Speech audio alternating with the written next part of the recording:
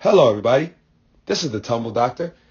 I received a bunch of messages from people looking to improve their round-off back handspring, so I decided to make a quick video giving you 5 tips to help strengthen that round-off back handspring. Tip number 1, watch your feet. As you hurdle into your round-off, I see this all the time, and it is evident in my girl here on the left. As you go into that hurdle, don't turn your feet. So you'll see as she's landing, see how that right toe, that right foot turns out? It's like it's looking at the camera there.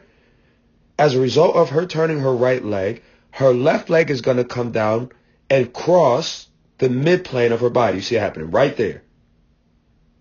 This forces her to lose power. The whole purpose of your roundoff is to be an accelerator. Your roundoff should speed you up, and it shouldn't slow down as you're going into it. So you can see on the right, Mr. Old Man right here, as I go into my roundoff, my left foot straight, and then my right foot doesn't have to cross the midplane of my body. My right toes are straight, so I don't lose power. My roundoff is 100% accelerating me. Whereas again, this one slows her down. Tip number 2, get your feet together at 12 o'clock. I see this all the time. I myself am not perfect at it. It happens. But if you want to maximize your power, you get your feet together at what we're going to call 12 o'clock. So see how our feet are apart here, and they don't come together till, we'll say, like 3, maybe 3:15, right there. On the right, again, I'm far from perfect, but you'll see that my feet come together quite a bit sooner. We'll call that 1 o'clock. And that gives me more power coming out of my roundoff. Tip number 3, the position that you land your roundoff in dictates whether your back handspring is high and slow or long and strong and powerful. So you can see here, as she lands, toes are hitting here. See how her feet, her calves, they're behind her butt and hips.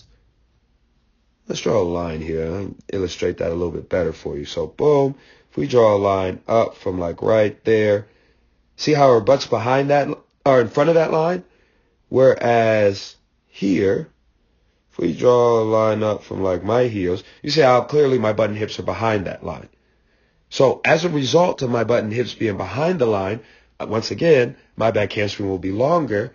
Her landing in this position is going to make her back handspring high. Tip number 4, open your shoulders. Now, as she comes down and starts going back into her back handspring, you can see the position of her head. Her head is back and her shoulders are in front of her. We'll call that closed shoulders. Whereas as I'm going back, I'm old. I'm not perfect. My shoulders could definitely be more open. Absolutely. But you see the difference, right?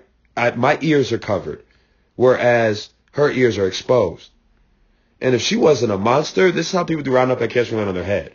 But she's a monster. She goes back and her shoulders remain closed to the last possible second. Between those strong legs, strong shoulders, and strong arms, she gets over, absolutely. But she's making her life way harder. Whereas keeping my shoulders open, again, accelerates me and gives me more power. The last tip is, and athletes, I know a lot of you don't want to hear this, but if you're conditioning and you're complaining to your coach about why your stomach hurts and you don't want your stomach to hurt, but then you're also asking your coach, why am I having trouble getting power out of my back handspring? Well, the two go hand in hand. A strong core allows you to snap down and create more power. Now, this young lady definitely has a strong core. That cannot be denied just by the position that she's landing in and getting over with. But the stronger your core,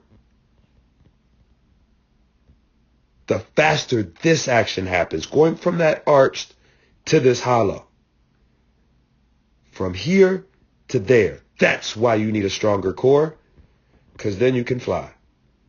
Once again, this is the Tumble Doctor. I hope this video helps at least one person working on the roundoff back handspring. Let us eat.